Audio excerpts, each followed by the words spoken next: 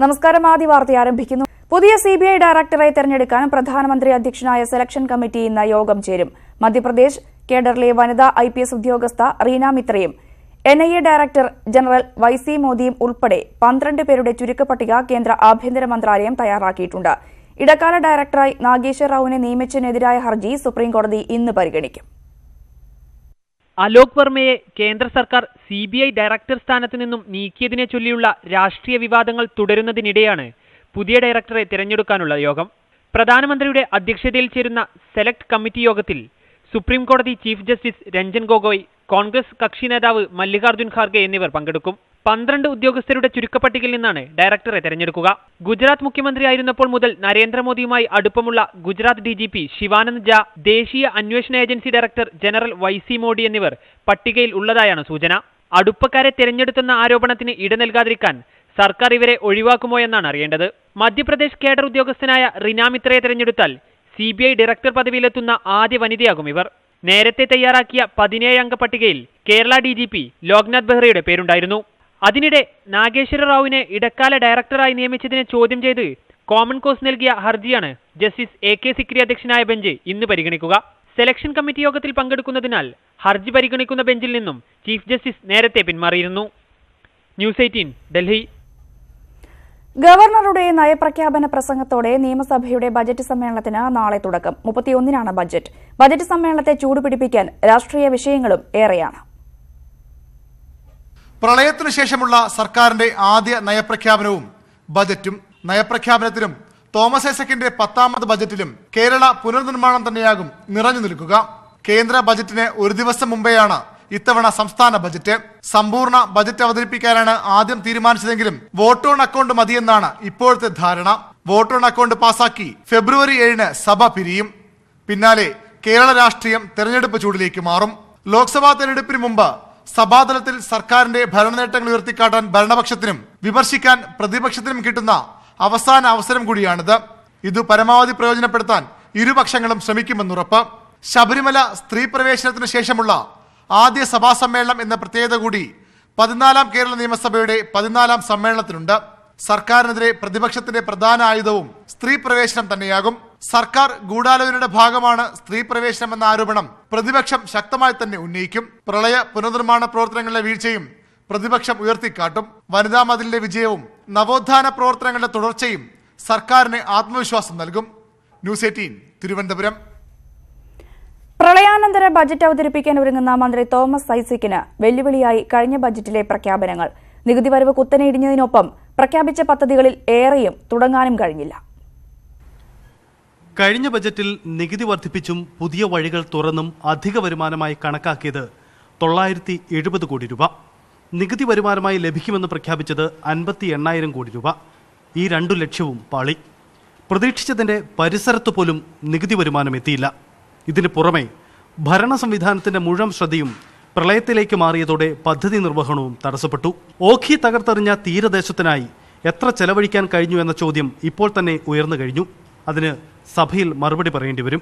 പിന്നെ കിഫ്ബി ഇങ്ങനെ തുടരണമോ എന്ന ചോദ്യമാണ്. 2 ബജറ്റുകളിലായി 64,000 കോടി രൂപയുടെ പദ്ധതിയാണ് പ്രഖ്യാപിച്ചത്. പ്രവാസി ചിട്ടിയും കടപ്പത്രവും ഉൾപ്പെടെയുള്ള ധനസമാഹരണ മാർഗങ്ങളൊന്നും ലക്ഷ്യത്തിന്റെ അടുത്തുപോലും എത്തിയതുമില്ല.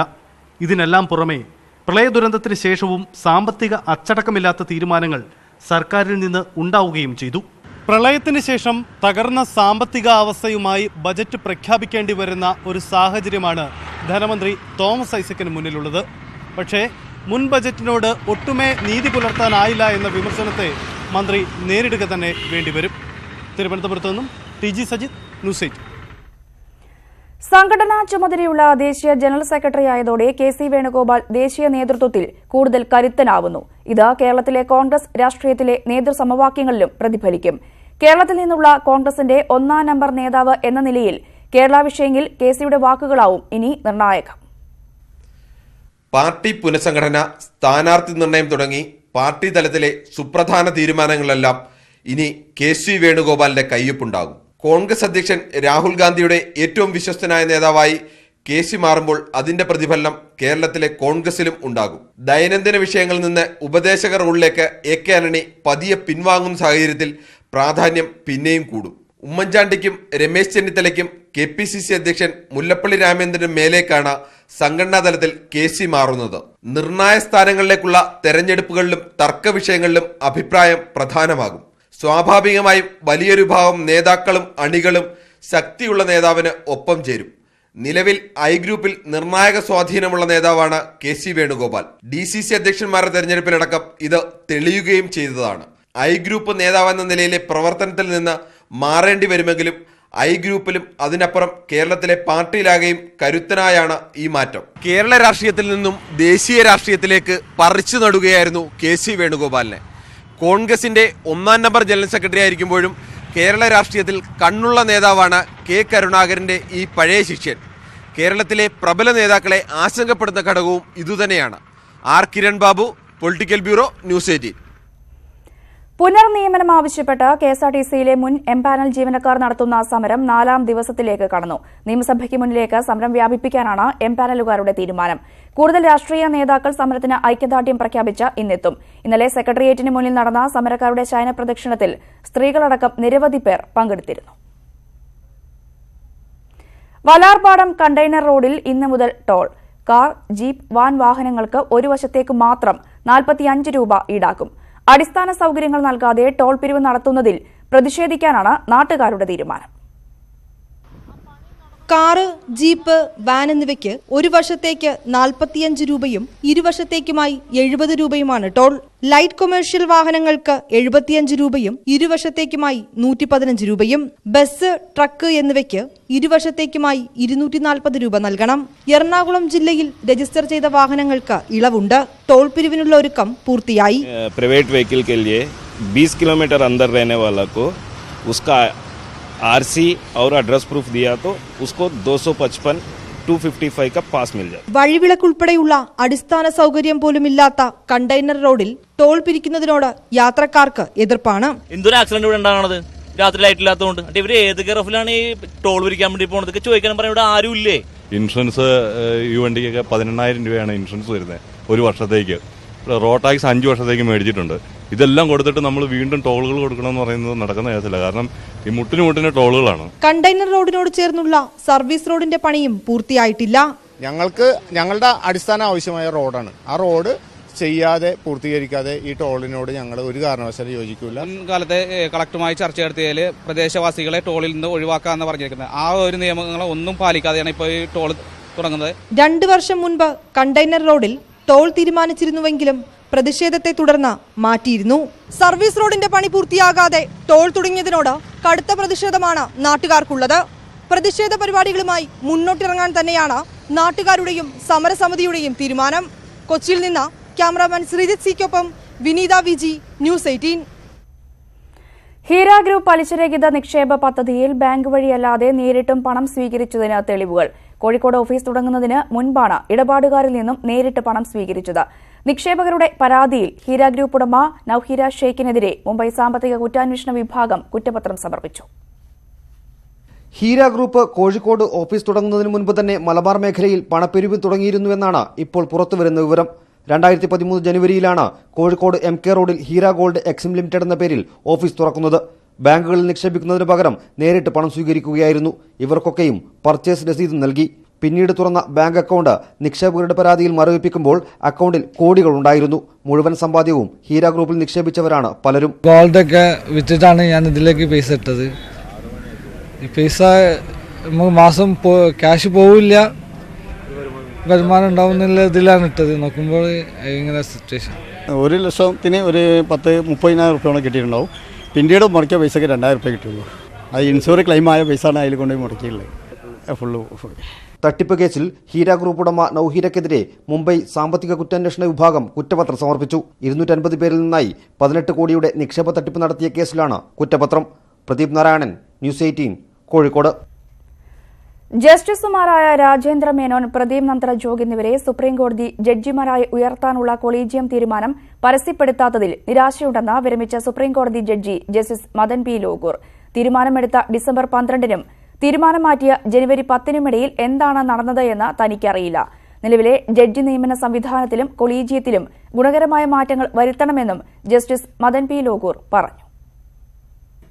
ഡൽഹിയിൽ ഒരു വെബ് പോർട്ടൽ സംഘടിപ്പിച്ച ചടങ്ങിലാണ് മാധ്യമപ്രവർത്തകൻ രാജ്ദീപ് സർദേശായിയുടെ ചോദ്യങ്ങൾക്ക് വിരമിച്ച സുപ്രീം കോടതി ജഡ്ജി മദൻ ബി ലോക്കൂർ മറുപടി നൽകിയത്. ജസ്റ്റിസ് മദൻ ലോക്കൂർ ഉൾപ്പെട്ട കൊളീജിയമാണ് ജസ്റ്റിസുമാരായ രാജേന്ദ്ര മേനോൻ, പ്രദീപ് നന്ദ്രജോഗ് എന്നിവരെ സുപ്രീം കോടതി ജഡ്ജിമാരായി ഉയർത്താൻ ശുപാർശ ചെയ്തത്. പിന്നീട് ചേർന്ന കൊളീജിയം യോഗം തീരുമാനം മാറ്റുകയായിരുന്നു. ഡിസംബർ 12 തീരുമാനം കോടതി വെബ്സൈറ്റിൽ പ്രസിദ്ധീകരിക്കാത്തതിൽ നിരാശയുണ്ടെന്ന് justice Lokur. I am telling you that I am disappointed. Yes, I am disappointed that it was not uploaded. Yes. So really, when you talk about transparency in appointments, you know, the memorandum of procedure itself is silent. Collegium നൽകുന്ന ശുപാർശയിൽ സർക്കാർ വേഗത്തിൽ തീരുമാനമെടുക്കാൻ വ്യവസ്ഥ കൊണ്ടുവരണം. Judicial സംവിധാനത്തിൽ സുതാര്യത ഉണ്ടാക്കാൻ 4 ജഡ്ജിമാരുടെ വാർത്താസമ്മേളനം സഹായിച്ചതായി അതിൽ പങ്കെടുത്ത ജസ്റ്റിസ് ലോക്കൂർ പറഞ്ഞു. രാഷ്ട്രീയ നാടകങ്ങളിൽ നിന്ന് ജുഡീഷ്യറി മാറി നിൽക്കണം. പ്രധാനമന്ത്രി സുപ്രീം കോടതി സന്ദർശിച്ചതിൽ തെറ്റില്ല. വിരമിച്ച ശേഷം ജഡ്ജിമാർ സർക്കാർ നൽകുന്ന ഏത് പദവിയും ഏറ്റെടുക്കുന്നത് ശരിയല്ല. ചിലപ്പോഴൊക്കെ ജുഡീഷ്യറി അമിതമായ ഇടപെടൽ നടത്തിയിട്ടുണ്ടെന്നും അദ്ദേഹം അഭിപ്രായപ്പെട്ടു. ന്യൂസ് 18 ഡൽഹി. വെനസ്വേലയിൽ രാഷ്ട്രീയ പ്രതിസന്ധി രൂക്ഷം. പ്രസിഡന്റ് നിക്കോളാസ് മഡുറോയ്ക്കെതിരായ പ്രക്ഷോഭത്തെ പിന്തുണച്ച് അമേരിക്ക രംഗത്തെത്തി. പുതിയ പ്രസിഡന്റായി സ്വയം പ്രഖ്യാപനം നടത്തിയ പ്രതിപക്ഷ നേതാവ് ജുവാൻ ഗുയാഡോയെ ഡൊണാൾഡ് ട്രംപ് പിന്തുണയറിയിച്ചു. പിന്നാലെ മഡുറോയ്ക്കൊപ്പമാണ് എന്ന് സൈന്യം വ്യക്തമാക്കി.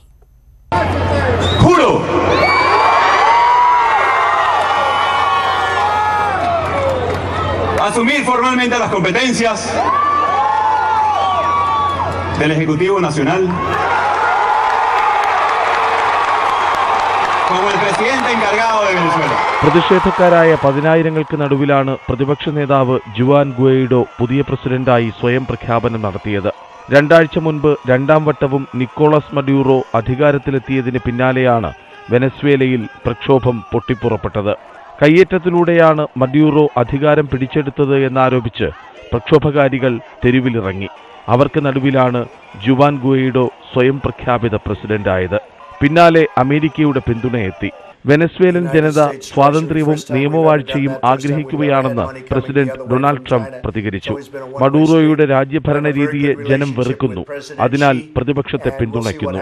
അമേരിക്കയുമായുള്ള നയതന്ത്ര ബന്ധം വേണ്ടെന്ന് വെക്കാനാണ് പ്രസിഡന്റ് മഡൂറോയുടെ തീരുമാനം.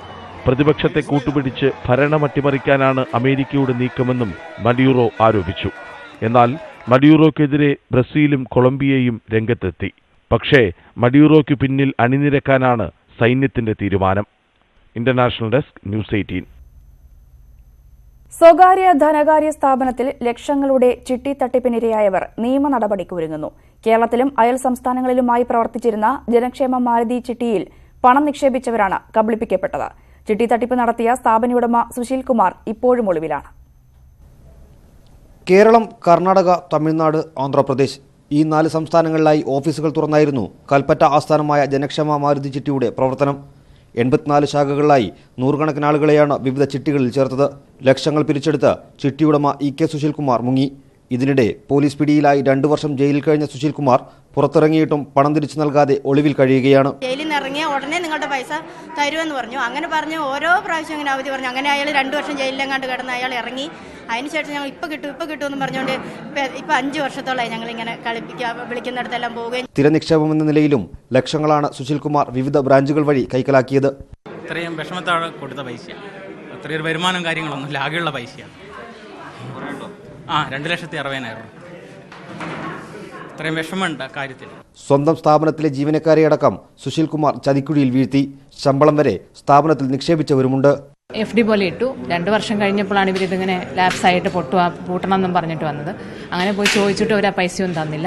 വഞ്ചിതരായ നിരവധി ആളുകളാണ് ഇപ്പോൾ പരാതിയുമായി രംഗത്തെത്തിയിട്ടുള്ളത്. നിയമ നടപടികൾ ആരംഭിക്കുന്നതിന്റെ ഭാഗമായി തട്ടിപ്പിനിരയായവർ കോഴിക്കോട് യോഗം ചേർന്നു. ന്യൂസ് 18 കോഴിക്കോട്. പേരാമ്പ്ര സൂപ്പിക്കടയിലെ വിവാദ മക്ബറ പൊളിച്ചു നീക്കാൻ ചങ്ങോരത്ത് പഞ്ചായത്തിന്റെ നോട്ടീസ്. അനുമതിയില്ലാതെ നിർമ്മിച്ച കെട്ടിടം പൊളിച്ചു നീക്കാൻ 7 ദിവസമാണ് സമയം നൽകിയിരിക്കുന്നത്.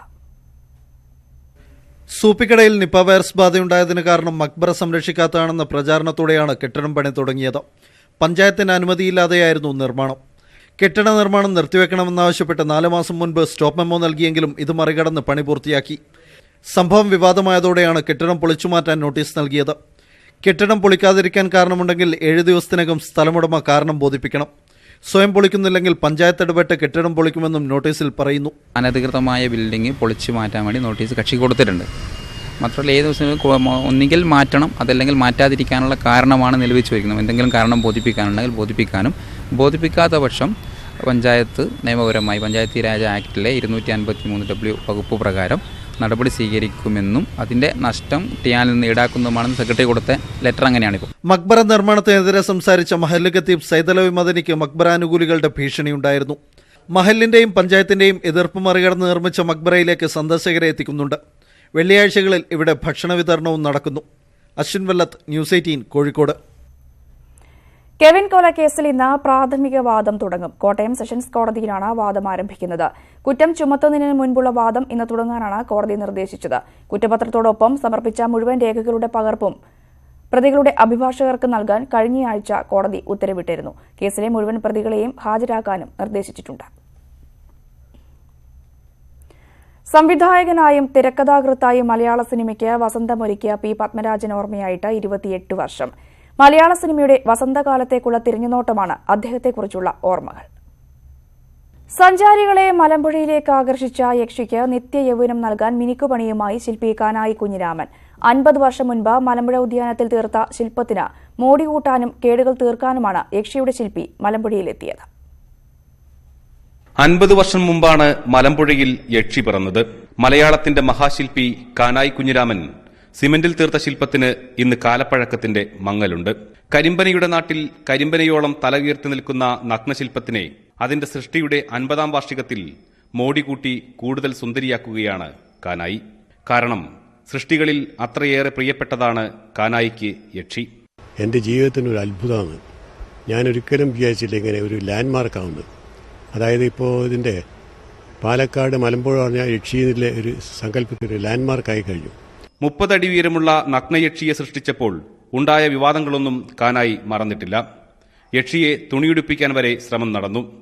എന്നാൽ അന്നത്തെ കലക്ടറുടെയും കലാസ്വാദകരുടെയും പിന്തുണ ശില്പത്തെ മലമ്പുഴയുടെ പ്രതീകമാക്കി. കലക്ടർ പറഞ്ഞു, ഒരു ശില്പി ശില്പം ഉണ്ടാക്കുമ്പോൾ ആദ്യമായിട്ട് നഗ്നശില്പമാണ് ചെയ്യുക, അതിനുശേഷമാണ് തുണി ഉടുപ്പിക്കുന്ന കാര്യങ്ങൾ. അപ്പോൾ നഗ്നശില്പം ചെയ്ത് കംപ്ലീറ്റ് ആയിട്ട് അത്രയ്ക്ക് തൃപ്തിയായിട്ട് അതിൻ്റെ രീതി എന്നിട്ട് നമുക്ക് പിന്നെ നോക്കാവുള്ളൂ. അവരെല്ലാം പോയി. ഞാൻ ഈ രൂപം ഉണ്ടാക്കി തുണി ഉടുപ്പിക്കാതെ സ്ഥലം വിട്ടു. യക്ഷിക്ക് ഒരു കാലത്തും മങ്ങലേൽക്കാതെ നിത്യയൗവനം നൽകാൻ ശില്പത്തെ വെങ്കലം കൊണ്ട് പൊതിയണമെന്നാണ് കാനായിയുടെ ആഗ്രഹം. സർക്കാർ ഇക്കാര്യം പരിഗണിക്കും എന്നാണ് പ്രതീക്ഷ. ഇപ്പോൾ കോൺക്രീറ്റ് ആകുമ്പോൾ എന്താ പറയുക, ഇനിയും കുറേ കാലം കഴിയുമ്പോൾ ഇതിന് ഡാമേജ് വരും, സ്വാഭാവികമാണ്. അപ്പോൾ ഇതെന്തായാലും ഇനി ഒന്നുകിൽ കരിങ്കല്ല് ചെയ്യുക, ഇല്ലെങ്കിൽ ബ്രോൺസിൽ ഇത് ചെയ്യണം, വെങ്കലത്തിൽ. ഞാൻ മന്ത്രിയെ കണ്ടു, എൻ്റെ ജലസേചന മന്ത്രി. അപ്പം അദ്ദേഹത്തിന് വലിയ താല്പര്യമുണ്ട്. ഇനിയും 10 ദിവസത്തോളം വേണം മിനുക്കുപണികൾ പൂർത്തിയാവാൻ. അതുവരെ കാനായി കുഞ്ഞിരാമൻ മലമ്പുഴയിലുണ്ടാവും. ന്യൂസ് 18 പാലക്കാട്.